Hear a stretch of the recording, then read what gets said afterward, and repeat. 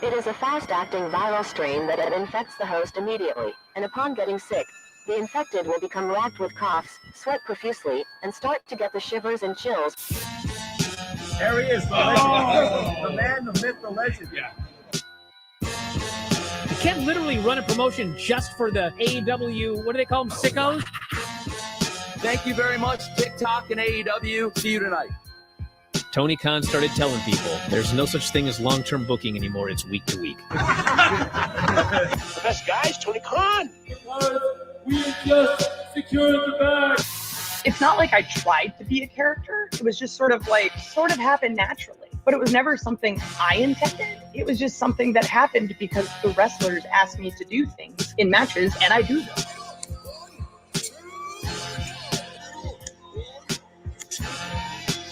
If you run a promotion just for the sickos, you're going to do 400,000 viewers eventually. The mother effing melts. You know that SmackDown actually went over and everything? Yeah, You know, what's the point? the point of SmackDown. What are you getting at here? That the DVRs didn't pick it up. Did they not pick it up? Mine didn't. Let's get into everybody's favorite moment, and it is called Dave Meltzer's Dumb Moment of the Week. What would you like to listen to in your ears? I'd like to hear the flute. Well, if you'd like to flaunt your flute, then we can find you a flautist. We have just secured the bag. It doesn't help me. Okay, so complain, but I will complain. Let me have my misery. And when I heard that, I was like, what? Thank you, fuck you, bye. Boom.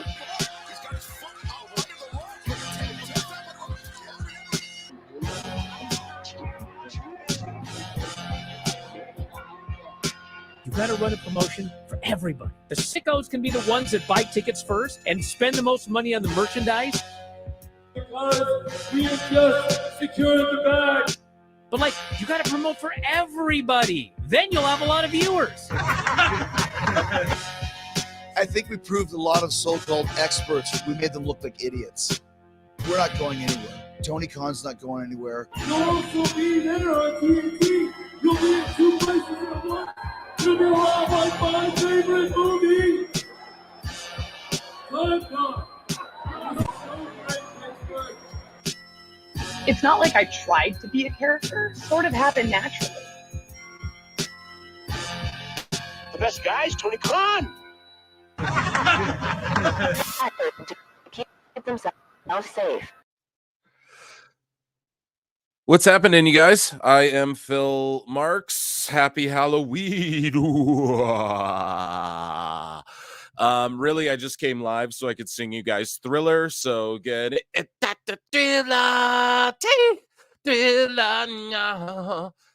Just kidding. How you guys doing? Hopefully we ran off those of you who don't like my sense of humor. Okay. A few of you in here. We're here for a good time, not for a long time. I saw someone suggest in the chat, oh, the show should be called Hot Tag. No, I think that's what we're going to call Jake's little thing. I already thought about all that. I do the run-in. He does the hot tag. And speaking of which, hot tag over to Alt Jake, who's going to join me here for a little bit today. Alt Jake, how you doing, buddy? Yo, hey, I like that. Coming in with the hot tag. No, that's smart. I like that a lot. Yeah. That'll be like when you get to your quote unquote run-in show level. Yeah, it'll be called the Alt Jake, the hot tag or whatever. But like either way, we're not here to fantasy Mark book the future. We're here just for a little bit. I don't got a whole heck of a lot of time. I like to do a lot on Halloween. Are you a big Halloween guy, Alt Jake? I used to be. The older I get, the less I am. I live in a condo complex, and I really wish there's some more kids starting to come around. So I've got a little candy just in case. But see, the older I get, the more and more I regress into. Ooh, I love Halloween. Well, I think it's just because I used to do I live close to Vegas, so we used to do Vegas for Halloween. Now that is a fun time. I used to do. I did a couple different years where I was the old Dos Equis guy. I have a beard, so I would just spray the beard gray and put a suit on, carry around a bottle of Dos Equis. The second year, I had a koozie of Dos Equis. It was the best, easiest costume ever. Well, I actually have a surprise. It's actually Tony Khan here today at PWT, and I went as Phil Marks for Halloween. Isn't it great? Dad gave me money for a new suit. It'll be amazing. You're not doing Orange Cassidy again, Tony? We thought it was gonna be Orange Cassidy for 3 years running. I'm actually Tony Khan as Orange Cassidy as Phil Marks today here on PWT Run-In Show. Guys, yeah, as I said, we're here for a fun time, not for a long time today. So I don't know how long this is going to go. Not a couple hours for sure. We're talking like an hour, but either way, I got a lot of juice, and we're just going to have some fun. It's Halloween. I got a couple little treats for you. And what do we got to plug here? You can follow Alt Jake over at alt_Jake2. You guys know where I'm at ProWrestleTimes. YouTube.com/@ProWrestleTimes. We're almost at 1,500 subs. Please run those subs up. YouTube.com/@ProWrestleClips. We're almost at 5,000. So please just share this shit around. Yeah, dude, it's getting there. It's amazing. It's literally been life-changing in so many ways. I feel like a responsibility now to you sickos. And it's good. It's good. I'm having a blast. And Alt Jake YouTube channel coming soon. Also on patreon.com/@ProWrestleTimes. If you like hearing me and Jake hang out, we're hanging out watching like Tough Enough season 1, episode 1. It's like an hour-long video. I'm uploading multiple times a week. We're watching Botchamanias and stuff. So consider just supporting, or becoming a member for 99 cents or gifting a membership or something like that. And while I have your attention, let me talk to you about SaveWithConrad.com. No, Plenty in Pixel Art, though, for $10 says just here to help Phil secure the bag. And I appreciate that very, very, very much. I also, though, man, I love Halloween. And I was like, you know what? I got an hour to kill. I'm either going to record some fucking Xbox stuff because PWT Games coming soon, a whole different channel as well. But I was like, I should either record some of this or I should just hop on and do a run-in. And I was like, you know what? Let's do a run-in because this is Halloween. This is Halloween. If you guys can't tell, I'm excited and may have had some sugar. Ezra Gober for $3 says, I'm going to make a slowed down version of the flute. Do it. Email it to me, prowrestletimes@gmail.com. I welcome all emails. And all flutes. Well, maybe not. Yeah, and all flutes, especially flute oriented things. And thank you very much. I will acknowledge both of you, and then let's just jump into the juicy. Acknowledge me. Let me check out chat. So guys, if this is your first run-in, this is sort of like a member show. This isn't PWT live show. I more or less talk to the chat. Sometimes we'll do AMAs. Sometimes we're going to do little mini watch-alongs like we're going to do right here because I know the good folks at Grapple Vision a little bit, and they won't strike me for what, so I'm not going to do this on Patreon, you know what I mean? Do it right here on YouTube, and we're going to check out some Grapple Vision videos. I watched a very long 3-hour-long Cody Rhodes interview on Flagrant podcast with Andrew Schultz and Akash Singh, and typically, I don't know, I find those guys kind of cringe, but this was cool hearing Cody because they're casuals. I love watching wrestlers be interviewed by casuals for whatever reason. It's a thing I like. And Cody just blew them away. He gave such a stellar interview, but I extrapolated like 3-4 really good points. And I just want to cover those that I threw into Phil Marks bookmarks really quick.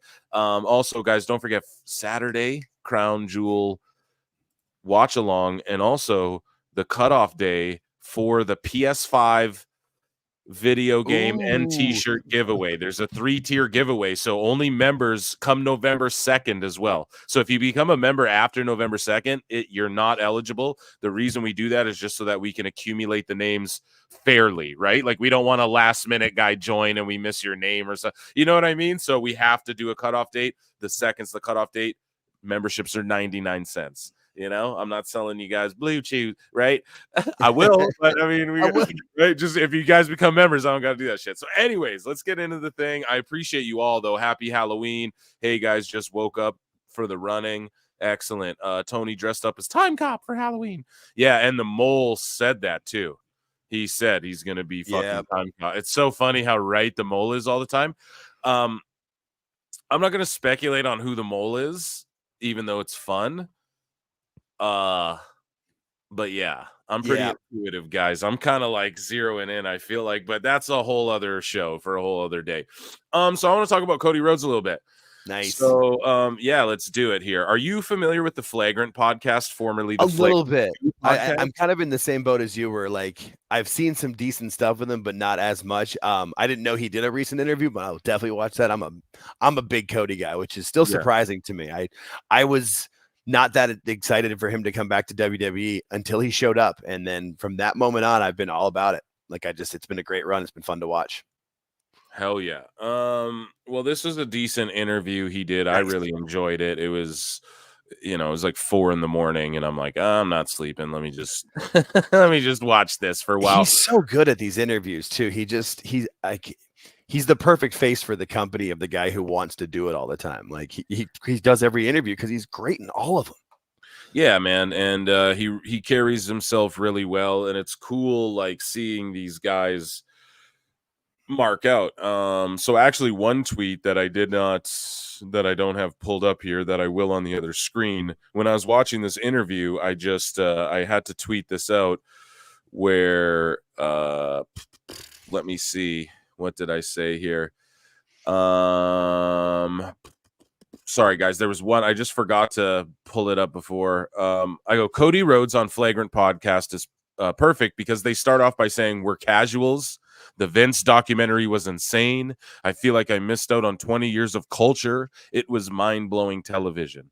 And we all saw the doc and we were just like, whatever. So to casuals, man, that was like mind-blowing, mind-bending stuff. And yeah, I love seeing like Cody explain the business and stuff to just dudes who are casuals. But they had a really good, what impressed me was the hosts had a really great understanding of just like wrestling in general, as far as, I don't know. And they're just like, the storytelling is the most captivating part. Like I could do a flip, like Andrew Schultz is saying this. I didn't even know he knew anything about wrestling. And he's like, I could do like a flip, he's like, but to me, that's not as compelling as, storytelling and these sorts of things. Always. And Cody's like, yeah, Cody's like, right, exactly. Like that. But anyways, though, these are things I extrapolated, and some people had some comments and responses, so I just want to talk about it. So I wrote, Cody Rhodes said at the first All In, Rey Mysterio was late getting to the ring because he was taking pictures with wrestlers who couldn't believe he was there. So infamously, the pay-per-view went over time, or like it went to the wire. And the last match got cut for time. And if you guys remember, Rey Mysterio, like they played his music for so long that genuinely as a fan for a second, I was like, they're either milking the shit out of this or he like no-showed them or something, like what happened? And yeah, man, it turns out like every wrestler was just running up to him like, can I get a picture? Can I get a picture? Yeah, because they couldn't believe he was there. Marking out. Yeah, that is hilarious. But like in a good way, like that's like absolutely hilarious and cute, dude. He also said that him, Kenny Omega, and I should have added more to this because he was very stern on this. He was like, he said, he's like, one thing that frustrates me is everyone has a different story about this AEW thing. He's like, that's one of the things that really frustrates me. And he says, him, Omega, the Bucks, and even Jericho all have different stories about who is in the driver's seat and who should take credit for spearheading AEW with Tony Khan. So what do you think about that? Sort of confirming, like, there's more too, but that. Yeah, but yeah, I mean, that's not surprising that he said that because what was it with, he did that interview with Chris Van Vliet where he kind of, excuse me, where he like said similar stuff where he's like, if I have to be the enemy, like fine, but you can tell it really bothers him because he tries to be truthful as he can with a lot of this stuff, and he's never badmouthed anybody, and it feels like, I mean, even if it's like underhanded and like backhanded, there's so many shots taken at him and at his wife, and you can see that's when he gets pissed. He's like, talk about me all you want, don't talk about my wife. And as a married man, I can appreciate that. I respect that. Yeah, talk for about sure. Me all you want. Don't talk about my wife, man. Not cool. Yeah, no, 100%, man. Family's off limits unless it's family talking shit. But Jake, he even said, he's like, I can't wait till everyone's own books come out and we get to read the different versions of it. And it's like, and then Andrew Schultz said it's like The Dirt or whatever, that book. where each member of fucking Motley Crue or whatever wrote their own version of the same story, and they're just wildly different, you know? And so Cody's like, yeah, there'll be a bit of that. But yeah, he also did say that like Tony did have the vision for it. Like he had written Dynamite on a piece of paper like a long time ago, you know, and he did give credit to Tony Khan. So that seems Cody Rhodes consistent in the story is that it is Tony, but it's who was with him and doing what.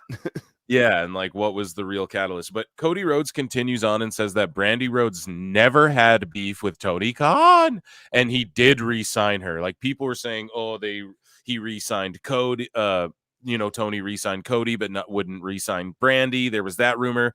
There was rumors that like Brandy didn't get along with Tony. There was rumors that what else?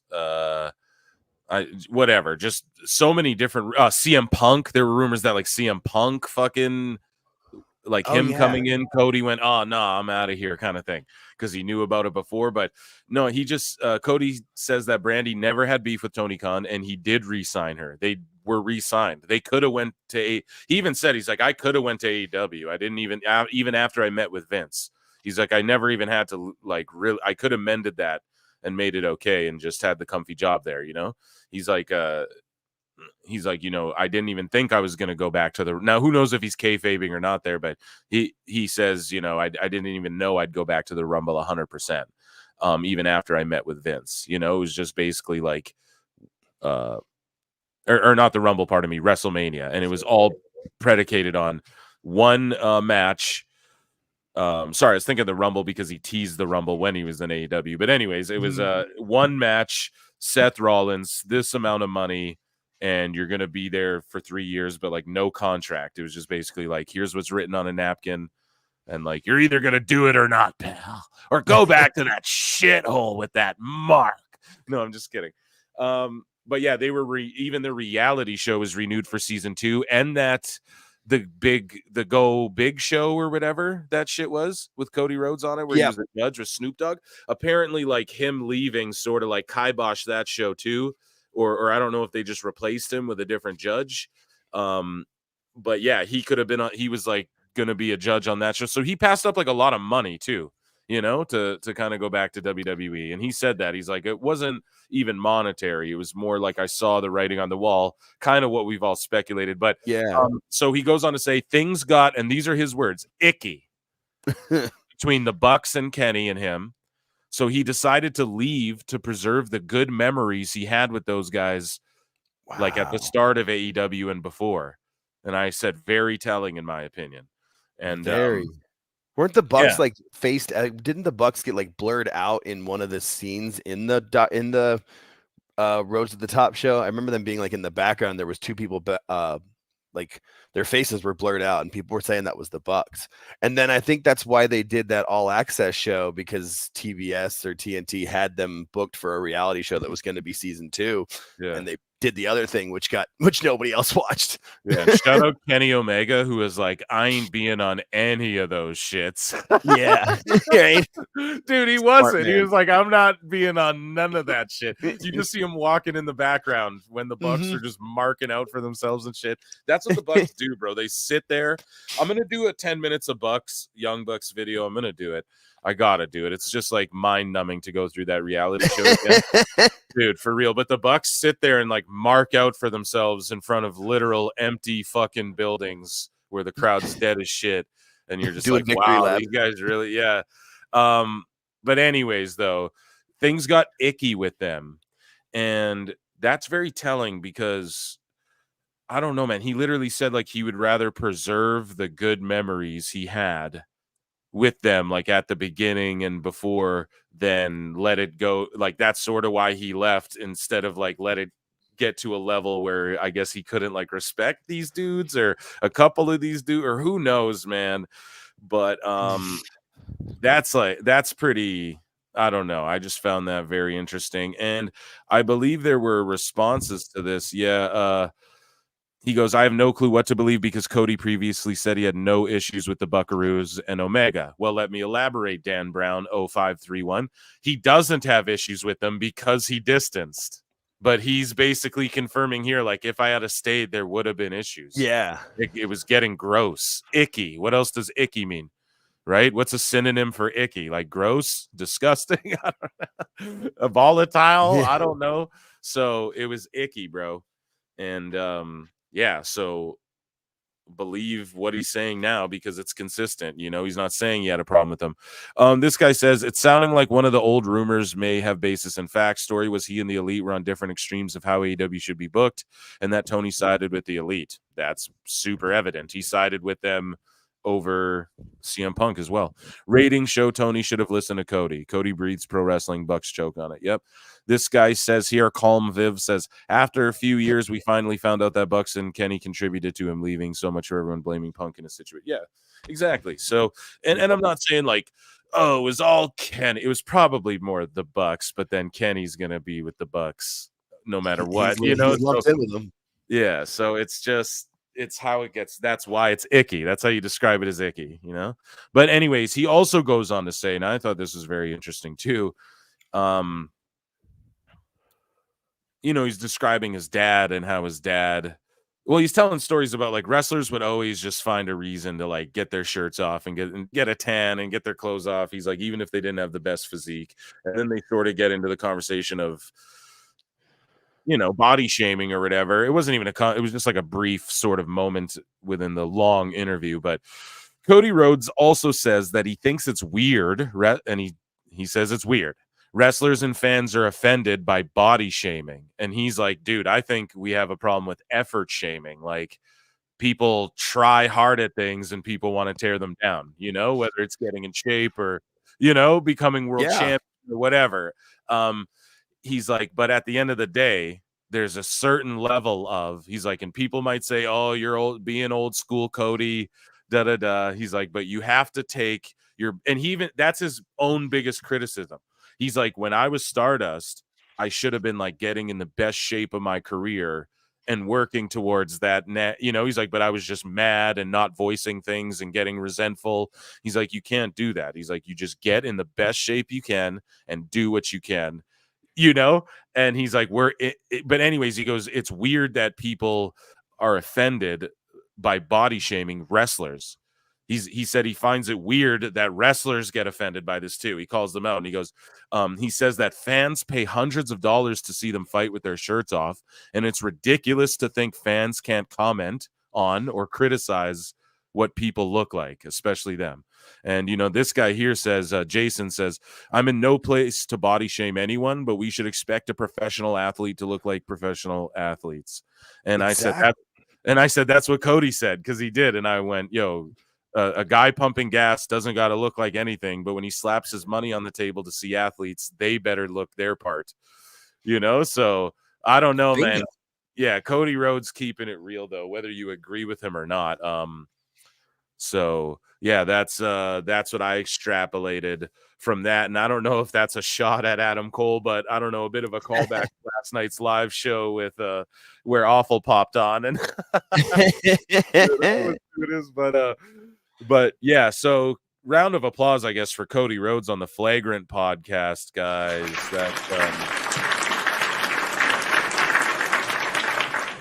him keeping it real about AEW and him leaving, and the state of, I think, some of the wrestlers where, I mean, and he said what I say all the time too on this show. He said it. He's like, we hold each other accountable in WWE. Everyone's checking in on each other's fitness, and it's like, you know, we're all helping each other be the best right now and stuff.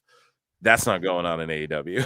No, honest. So there might be like different cliques of that, but that old cliquey style is, you know, that's why WWE's thriving, is because they, you know, everybody's got the similar goal. They're trying to push everybody forward. It's a big difference. Yeah.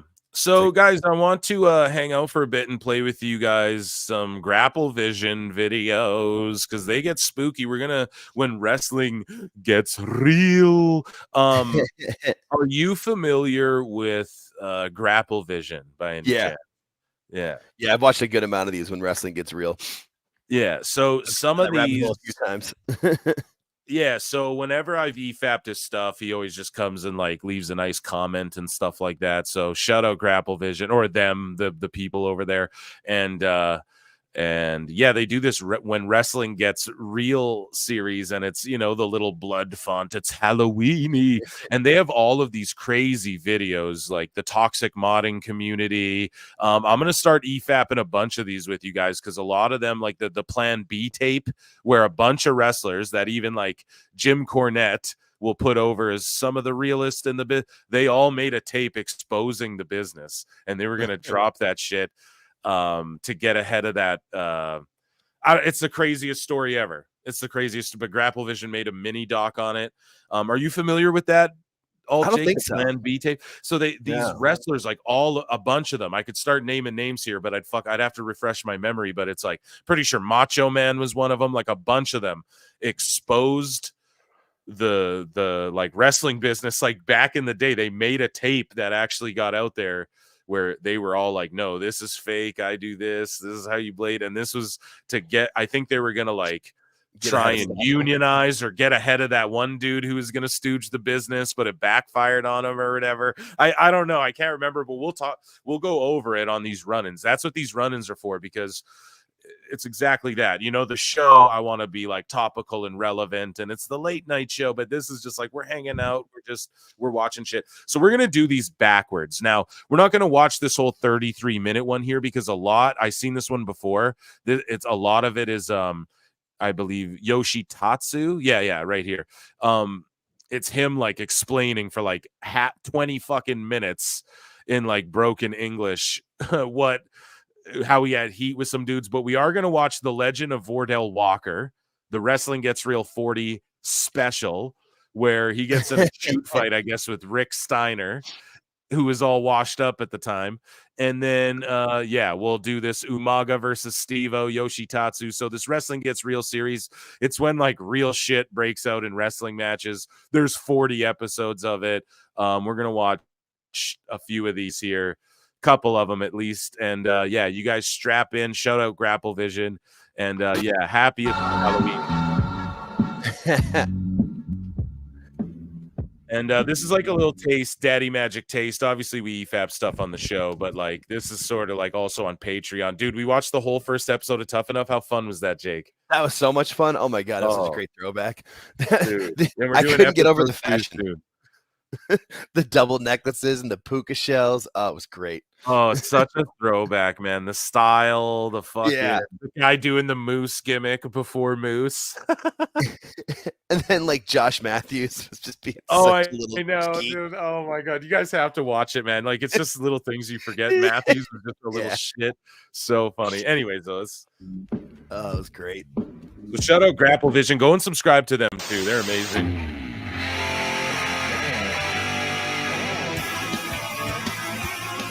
That clip there is Matt Bourne and Jim Duggan shoot fighting when they're both like in their 50s. Yeah, Duggan talked about that on the Dark Side episode. Yeah, they show clips of that. The infamous. And then of course the mass transit. Yep. Inoki when he beat the crap out of that guy.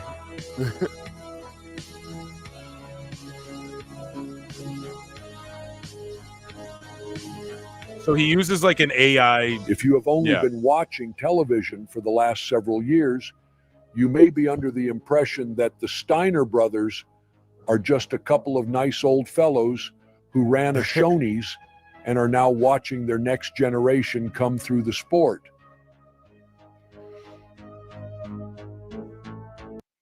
Yeah, so Rick71 says Phil the tape was that the wrestlers were exposing the business featured Bob Roop, who I'm pretty sure would like stretch dudes for a shoot if you fucking challenge the business. I'm like 90% sure on that. Ron Garvin, Bob Orton Jr., and Boris Malenko. Savage wasn't on it. Thank you for the correction, but dude, Boris Malenko and Bob Orton Jr. and Bob Roop and Ron Garvin. Dude, we're all exposed the business on this tape. Like, those are all names Jim Cornette would go, those are the realest guys. They'd really twist you up. You know what I mean? And like they all made a tape and it's out there, dude. We'll watch it on the show. But yeah, it's an AI jet ski Ventura. Before the thermite paint. So yeah. Wait, Scully vibes. Cody finally came out about AW. Yeah, I just covered it. You go back, check that out, and run the likes up. 150 of you in here. It's a Halloween. Give me a little treat. A little trick or a treat. Run that shit up to 100, please and thank you. And yeah, let's keep going.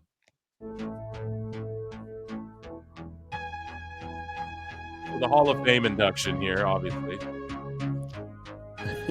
Two guys who run the show. However, if you have been paying attention for a few years, you have possibly heard a few stories about the real Steiner brothers. Yeah, notorious tough guys with beat dudes' asses. Great Rivers. I love them both to death. We're super friends, but bully wise was your Steiner boys, the Steiner brothers. They just every time they came by and they hit you or they put your hand down your neck, and they didn't realize how strong they were, so they were hurting you, But they didn't mean that. They weren't like bullying. They were just playing, but it was always. They were just playing when they dropped me on my neck and stiffed me in the jowl. I met Rick Steiner at a local show, and I swear to God, he asked me for math with an E. I ate dinner with him and Ray, and it was awesome. Jesus. That's crazy, Mike Saucely's. Damn. Something, I mean. Math with an E? Yeah, it took me a second. And I went, a wonderful thing. Math is a really cool thing. Oh, my God. The brothers had a reputation like no other, striking fear into basically everyone, but mostly the enhancement talent of the time who dreaded their name being drawn to face the team.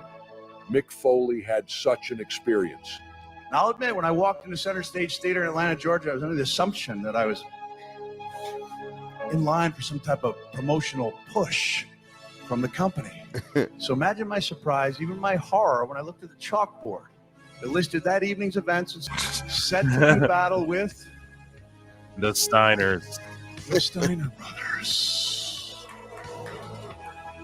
Rick and Scott Steiner were like animals. Oh, God, yeah, dude. You just see them dropping dudes on their fucking necks. In the wrestling business. My God. I could feel my heart sinking in my stomach.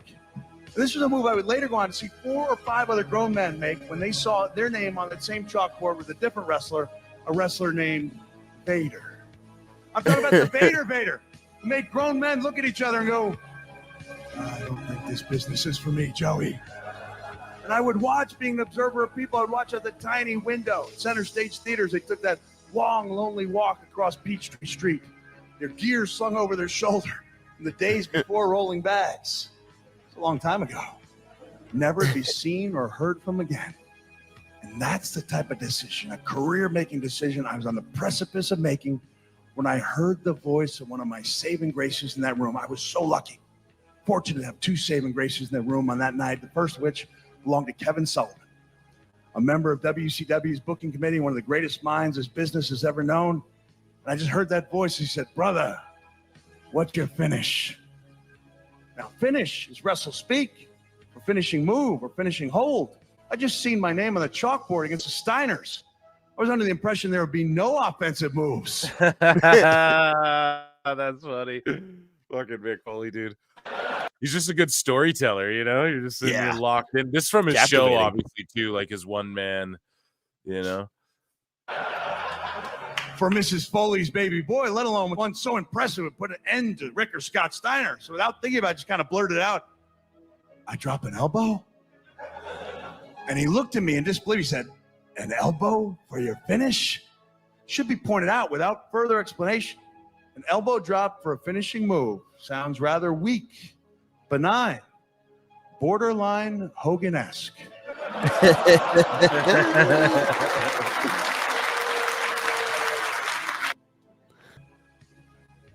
could have been a little bit nicer to me.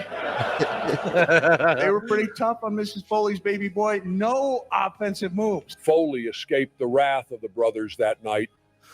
But unfortunately, America didn't escape the wrath of terror on not. I'm so sorry, guys. I have to fucking. But many were not so lucky. What had happened? I am fucking autistic. I can't, no, not really. I cannot help it. Probably got a touch, dude. You know what I mean? For real. Just a touch. Yeah, just a touch of the on tiz. the spectrum of the spectrum. I saw that on a show. Yeah, a touch of the tiz, they called it or something. I don't fucking know. Whatever. Sorry if we're it's Halloween, guys. It's all jokes. I'm actually Tony Khan. Remember, dressed as Phil Marks. Is that I didn't know this. He later told me because I was like, bro, why were you being so stiff? And this is true. If you watch a match, you can see it is true. Shane Douglas is supposed to do a run-in, and for some reason he came out late, and so Rick. Yeah, Mike Saucely's. Mike Saucely's. We do believe you. I believe you. I 100% believe you, bro. Wrestlers are wild. Okay, that's a pretty tame story from some I've heard. You know? Right. Especially wrestlers from that just era. kept hitting me. Yeah, exactly. Wrestlers from that era, Jake. You're spot on. Yeah. I actually thought he might be stiffing him, and I actually asked him as a shoot. I said, because me and Bischoff had some heat back then too, and Bischoff had also made a comment once to me and Billy Kidman. In time, I was so mad at you guys. You know, I was thinking of having some people just throw you into a room and turn off the lights and beat the shit out of you. And I was like, God damn. When Bischoff told me that, in the back of my mind, I was now thinking all the time, fuck, this guy might ambush me one day or some shit. In the back of my mind, I just thought Eric was behind him, and I go, did Eric tell you to do that to me? He goes, no, bro. And if he did, I wouldn't have done it. He goes, we don't have no heat. So as far as I'm concerned, we didn't have any heat, because before that, me and Rick had never had words, never had nothing. Rick had a long-running reputation of simply beating up whoever he wanted to in the ring if he felt things were not to his liking in any given match. Dude, similar stiffing to the shit out of Conan there. Just, dude. How people do Haku today. Rick Steiner was seen through the 80s. Jack these dudes were, man. I don't want to hear anybody talking shit about steroids or like Vince was giving steroids. No, everyone was taking them, bro, back then. It's crazy. And early 90s. He was simply never to be messed with. And unlike the Tongan he was compared to. Oh, my God. Oh, my God. Dude, that's a big guy, too. Look at that. He was simply never to be messed with. Look at and this. Unlike the Tongan he was compared to, Rick would often take man. many liberties with his opponents. And unfortunately, Yikes. far more than the beatings in the ring. Would you consider being taped to a table and having a pencil stuck up your ass? I call it a Thursday night, but I call it. So Rick Steiner taped a wrestler to a table and put a pencil in his ass. That is, bro. You what? Come on It's now. a little, yeah, it's a little intense, bro. What is this? Jesus. Time this thing goes down and fucking Robbie sticks a pencil up this fucking guy's ass. And I looked at him, I said, did you know that's a felony? That's sodomy. I said, I'm walking out of here because I don't want to be in a deposition. now who would this be? I know, just another wrestler, a job guy, or Mel Phillips. Who? Fucking, it could be anybody. It could be a top guy. I've seen fucking Lex walk into Augusta TV all fucking jacked with cowboy boots, and fucking Steiner walk behind him, kick his feet together, fucking watch Lex do a fucking back, and nobody would fight him. Right. You know? I mean, nobody would fight Robbie. And Robbie was the crazy one. Did you ever find anybody? Damn, so bullying motherfuckers. I mean, whatever. It's just like ribbon dudes in wrestling, I guess. But yeah, sticking pencils in asses, though, that's like, dude, crazy. This is like beyond rib at this point. Yeah, it really is. It's insane, but it's also like that's That's how they were. I mean, that's I just know.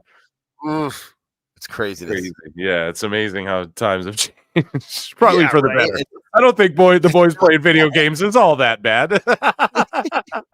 Maybe it's not bad if they're on their cell phones, just kind of looking at social media. Maybe it's okay. Jesus. Duct taped to a bench or anything of that persuasion where the Steiners caught them up? I personally watched them do that to Disco. He ain't laughing though. This guy laughs. Buff Bagwell ain't laughing, dude. They duct taped him like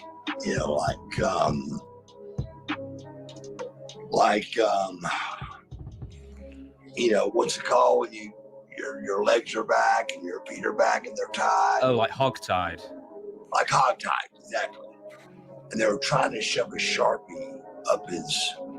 So they hog-tied Disco Inferno, and they tried to shove a Sharpie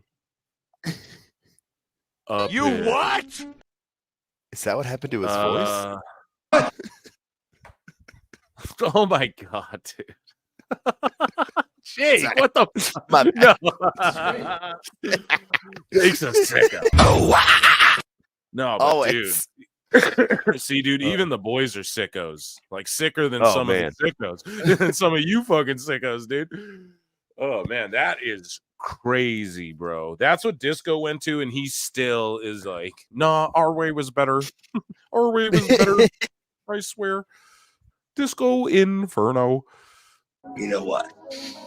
And I was just new on the scene, and I just remember reaching down as cool and calm as I could.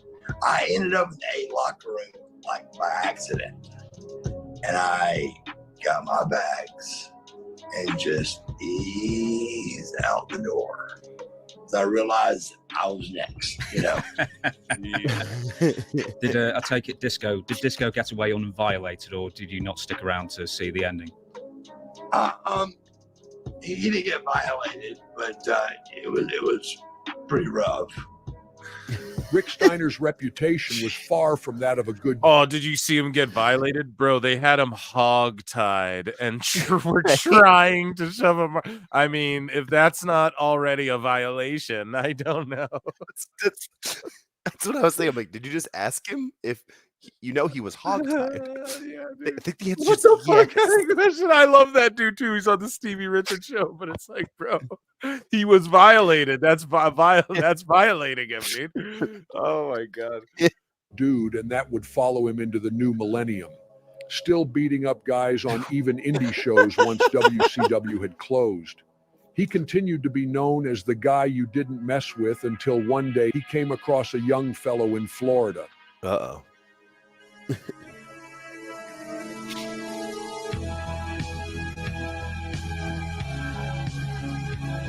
Vordo Walker is a name most wouldn't know, but to those who do, he is one of the most heralded names of the early 2000s indie scene. He had standout matches against many future stars and seemed primed to be one himself. He was part of the crop of guys keeping the indie scene alive during a time where it was struggling in a big... Do you remember this dude? Do you remember Vordell Walker? The name sounds familiar. So I was just baffled by how terrible this ring was in this last I scene. know. We're It's just collapsing, Jesus. dude. Jesus. It's like a Nerf ring. Yeah. It's 5 feet by 5 feet. Yeah, it's like, yeah, the one you fucking order to your house to get kids, you put it in the front yard and kids bouncing it like a moon bounce or whatever it's called. There you go. Yeah. Moon bounce ring. No, but listen, I remember the name. I wasn't overly like familiar with him at the time, but like when I first watched this video, because I think this dropped like a month ago or something. I threw it on, and I remember thinking to myself, like, yeah, I definitely remember him, but I don't know how far his career got. I didn't Google him or Wikipedia him or anything, but shout him out. And yeah, he takes Rick Steiner to task. But like it triggered in me. I was like, oh yeah, I do remember this guy, but like whatever happened to him? It's just one of those dudes you don't think about. It's like it's like the Wildcat Chris Harris. He just kind of disappears one day. Then you're thinking back, you're like, man, that guy was lit back in the day. But Who the fuck was that guy again? You know, not to hate on Chris Harris. I'm a fan, but yeah, he's just one of those dudes. So I don't know if chat remembers this guy or not, but yeah, in the early 2000s, he was just, you know, doing the indie thing, like, I don't know, all over the indies, you know? So big break seemed right around the corner.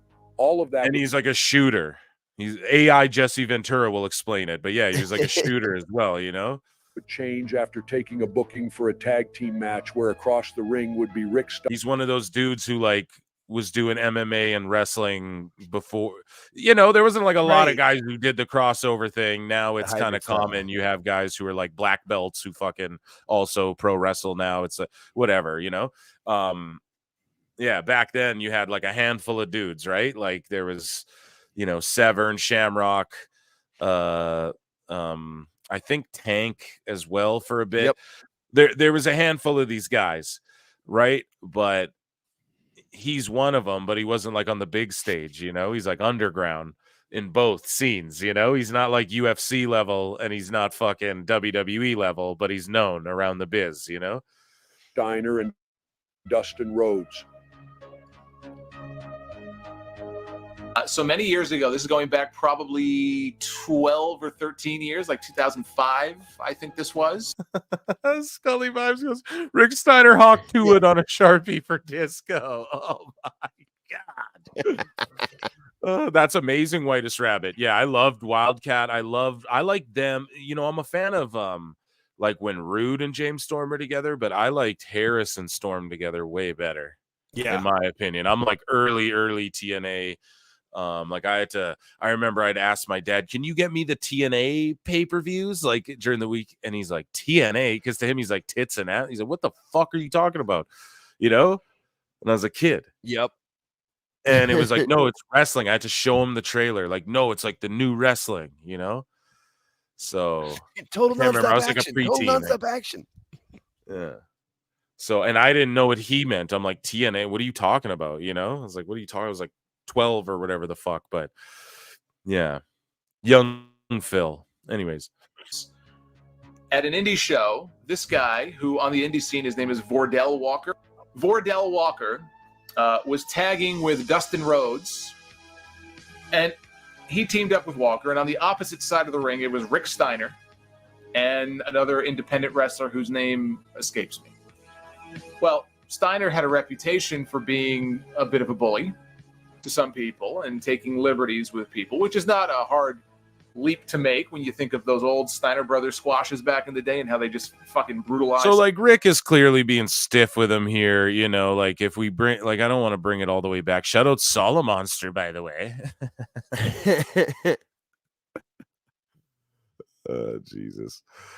But yeah, so he's like, yeah, driving his elbow into the back of his neck and being stiff with punches, you know, I don't know, stiff forearms. We'll keep watching. I won't go back, but you guys saw that he's on him, and this guy's covering up and kind of shelling up because it's sort of like, dude, stop hitting me so fucking hard. Or like, stop like actually driving your knuckles into my face. You know, like that was what I was noticing about when they were putting the slams down and stuff. There was no like release. They were like going through with them completely. No. They were slamming those guys down. Yeah, they were no pulling anything. It's ridiculous, you know. It's like you don't even got to do that, but whatever. It was a different time as well, too. Yeah. You got to do that because you got to keep your spot. You know, you don't want people to think they can fuck with you. Like, I understand it. Some of those guys. Well, on this night, he had a bee in So his here, bonnet, let's go I back. guess. Like they're When you think actually of those old- already, it looks like to me, they're kind of trading. Like this to me looks like Vordell's like, all right, we're gonna light spar now, and I'm gonna fucking, you know what I mean? I'm gonna throw back. Like you're not just gonna, like, I could piece you up if I wanted to. Chill. Steiner Brothers squashes back in the day and Like, how they just stiff fucking kind of, and then brutalized some of look, those they're guys. kind of like, Well, on this he's night, throwing like he a real had a kick bee there, in his and it's a bonnet, I real- guess, Yeah. and right out of the gate, I can he was tell, throwing dude. Here some we go. legit kicks at Vordell Walker. He busted his mouth open. He was like now kicking- they're in a real clinch battle. You can absolutely tell, and it's Vordell going, chill, because I will take, like, I can tell, dude, by his movement and the way he threw that kick and like jabbed out. He was kind of like, dude, it will, if it's really a fight, like, I bet I could take you. Sorry guys, I'm EFAPing it. Every frame a pause. Let's go. And just look at, like, Steiner's throwing some live rounds. I'm not saying they're his hardest punches in the world, but they're heating up. and this will happen in sparring too. Two guys, you just start heating up. One guy tags you, give him a receipt, and then you just start kind of throwing. It happens sometimes, you know.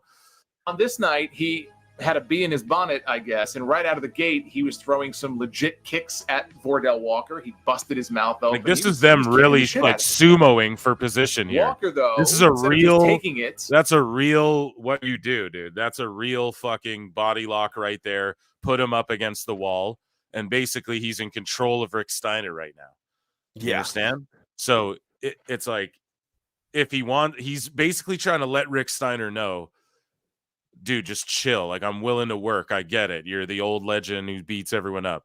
But, like, I'm controlling you. And I feel like that's what he was doing there. He was showing him in the clinch for a second there and with the little kick and the just kind of getting his back. He's showing Rick Steiner, like, no, dude, calm down. But Rick is not going to do that. His ego is not going to let him do that. He's going to try and, like, take him down. And, of course, he's old. He's not in his prime. Probably Rick Steiner in his prime would take this dude down and smash him. You know, but right now it ain't going to happen. And Vordell's letting him know, like, no, I actually can fight. He gave it right back to him. He threw a bunch of shoot kicks. He took him down. See, this is a and real. Steiner was stunned because Steiner's he probably holding the rope. figured, holy shit, this kid's fighting back. Pulls him He down, didn't expect that. confident on top of him. Steiner's Walker gassed. stood up to him. He could have. Here's the thing: Walker could have jumped. He could have just pulled guard and choked him out right there. He could have just jumped in for a guillotine right there, and he didn't do it. He just pulled Steiner down and laid on top of him. It's kind of embarrassing. This is worse for Steiner. He should have calmed down. You know what I mean? Here we go. Sorry, I'm an MMA mark, so I'm just pointing out, like, no, this turned into a shoot a little bit before whatever Solomonster's talking about, I feel like. But here we go. Wasn't going to take any of his shit. And it turned into sort of a famous story. Then there was a backstage confrontation, but this guy would not stand down. So when you mention the name Vordell Walker or type it in, you get a lot of those stories about the incident with Rick Steiner. And this guy is probably not somebody that you want to even mess mount around him with. either. Look at that. He's not even worried about mounting Steiner because Steiner's so gassed. He's just like got a gable grip like across his face. He's got him in like a front face lock with a gable grip, and he's just like, yeah. He's like, bro, he doesn't even have to put his hooks in and fucking choke him. He's like, he can, but he's just like, dude, chill out. It's kind of funny. Confrontation. I'm a huge Steiner brother. Like, I love the Steiner brothers, especially Big Papa Pump. I wasn't like the biggest Rick Steiner fan. I'm not gonna lie. I loved Scott Steiner when he like separated and did his own thing. The Big Papa Pump, I love that. But yeah, Rick Steiner was whatever, you know. Always knew he was a tough guy, but so I'm not shitting on him, but like, yeah, that's what it's like karma for being a bully.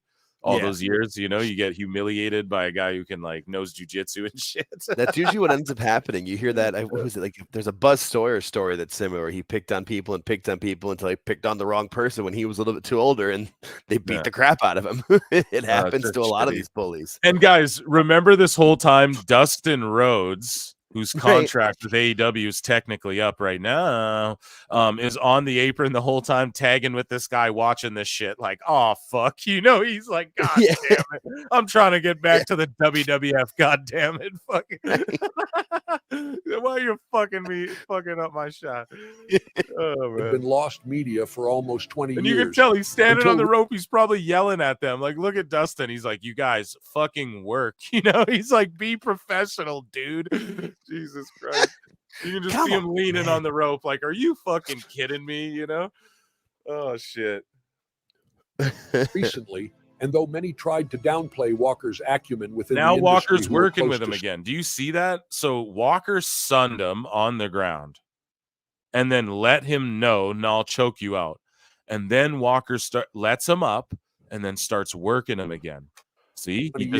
I'm telling you, he just let Rick Steiner know, nah, dude, you're not going to do that with me. And then he starts working. We can work again. But like Steiner's ego won't let him fucking just take the L, you know? Until recently, and though many tried to downplay Walker's acumen within the industry who were close to Steiner, most infamously Raven trying to say it was all exaggerated for a large portion of one of his interviews, The footage clearly shows a man finally Just being tags out, served his and then no one's gonna disrespect Dustin. Now we don't see what happened. I tried to research it after I saw this. I was like, what happened right before this? But all of a sudden, just a camera cuts, and we see Vordell like legit throwing Rick Steiner like over a table, like a fucking like a movie. You know, it's like one of those movies where where you get thrown on a bar and then they drag you across all the drinks. And throw you like an old Western brawl. It's like sort of like that, not really. Yeah. But Vordell, like, you know, throws Rick Steiner like into a table of merch and shit. And it's like, what the fuck? So clearly, it just, you know, it just broke down. But I don't know. I can't find the rest of the footage. So if someone can, let me know. But let's watch this last part here. Shows a man finally being served his humble pie. Like, see. Like he's on all fours on a table, getting punched in the face with like Pez. What is that? Candies and fucking rolls of quarters Finally and merch being getting served knocked his over. What is humble this? pie. Yeah, a bin of fucking Like that's like a water bin. yeah. Like, And there was like everyone ice, there is ice like, container. yeah, and everyone there is like, no, they really were fighting, and like he just got. This gets My get outta here, personal get outta favorite here. part of the entire thing is at the end, And when his Rick is- gloves are off too. He was wearing those gloves Yeah. to protect his hands before. Vordell's gloves are off, so he was really punching Rick there. Like he's like, no, fuck this. I'm gonna bare knuckle you. His seen wrist trying tape's to off go too. after Walker, but is too And then beat to do it. Dustin's like trying to, and then look, Steiner's just staring him down, and Dustin's like, "Come here, dude. You know, fuck, bro. Like, you guys are being idiots." Thing, and Walker just yelling at Dustin's so Steiner how over it. foolish his actions were until Rick is dragged off by Dustin Rhodes. The best is then Dustin's little work punch at the end I there. was just gonna say, then Dustin throws a work punch at the end. What was that? It's all part of the show, guys.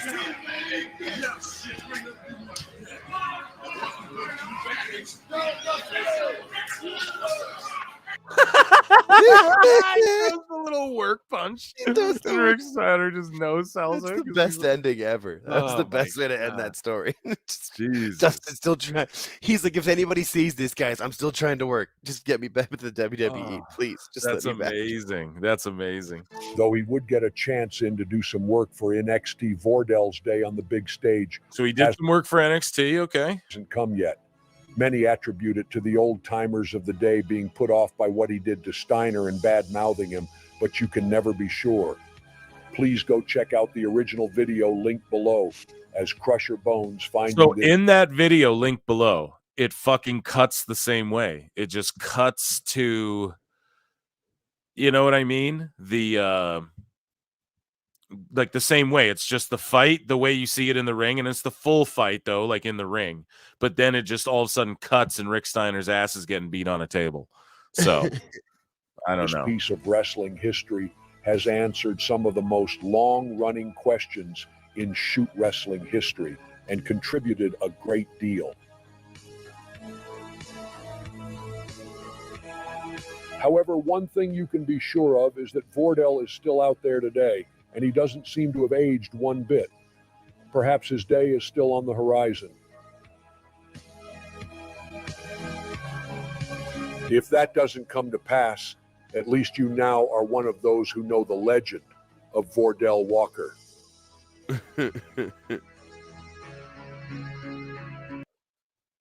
Yeah, hell yeah, that's awesome. Yeah, that was Here, dope. that is amazing. That is an amazing one. It's so weird to see all these people my dad wrestled with. LOL. That's awesome. Who's your dad? Does he have a Wikipedia or something?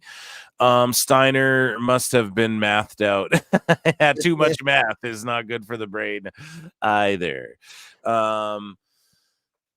Yeah. So, Jake, what do you got planned for Halloween tonight? Hallows Eve. I don't really think too much, honestly. No, my wife and I are just kind of taking it easy.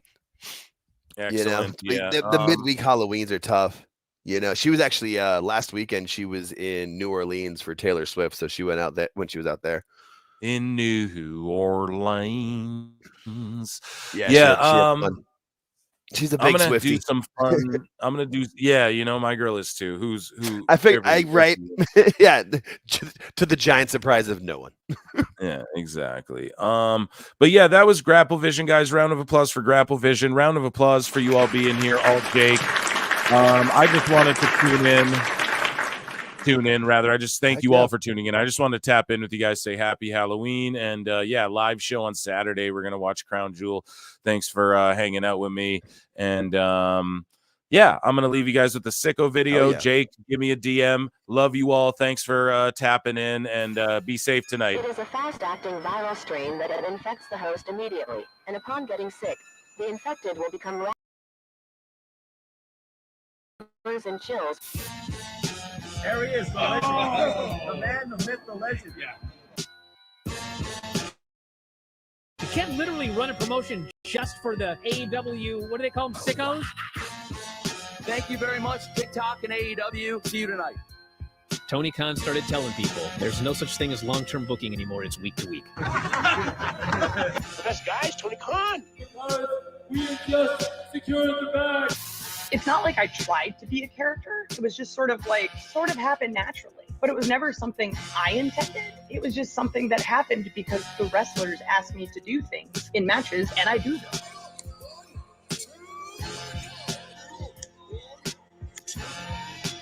If you run a promotion just for the sickos, you're going to do 400,000 viewers eventually.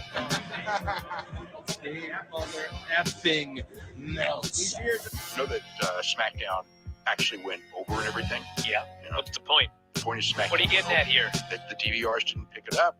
Did they not pick it up? Mine didn't. Let's get into everybody's favorite moment, and it is called Dave Meltzer's Dumb Moment of the Week. What would you like to listen to in your ears? I'd like to hear the flute. Well, if you'd like to flaunt your flute, then we can find you a flautist. We just secured the bag. It doesn't help me. Okay, so complain, but I will complain. Let me have my misery. And when I heard that, I was like, what? Thank you, fuck you, bye. Boom.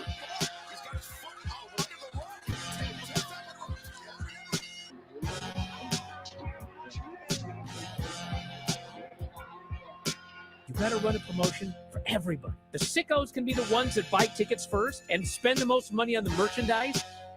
Because we just secured the bag. But you got to promote for everybody. Then you'll have a lot of viewers. I think we proved a lot of so-called experts. We made them look like idiots.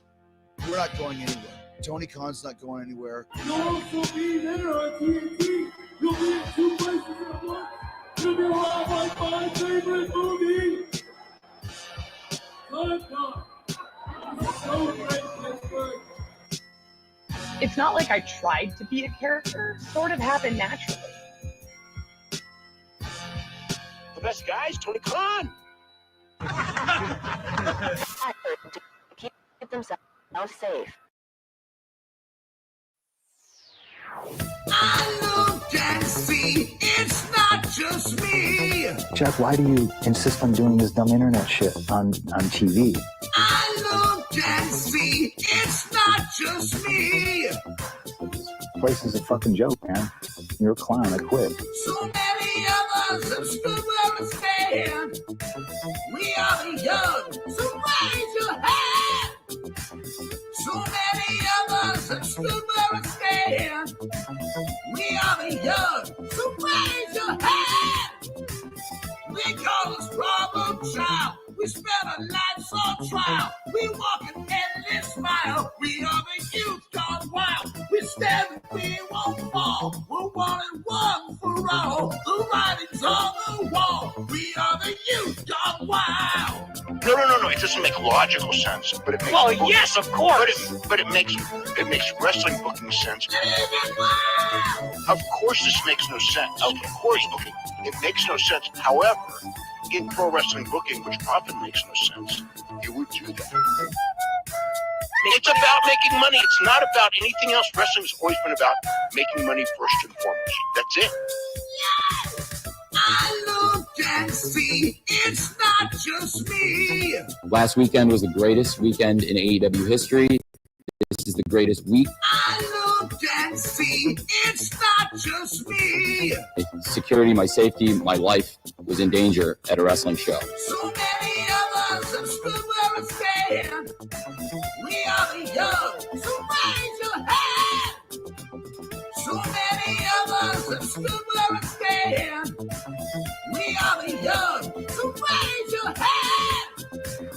We call us problem child. We spend our lives on trial. We walk an endless mile. We are the youth on trial. We stand, we won't fall. We're 1 and 1 for all. The writing's on the wall. We are the youth on wild. We call us problem child. We spend our lives on trial. We walk an endless mile. We are the youth on wild. We stand, we won't fall. We're 1 and 1 for all. The writing's on the wall. We are the youth on wild.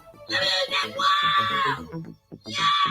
If you're familiar with how we do things often here on these Wednesdays, it's a lot like one of my favorite movies, Time Cop. What? Fuck you. Fuck you. Yeah! Damn it, God damn it.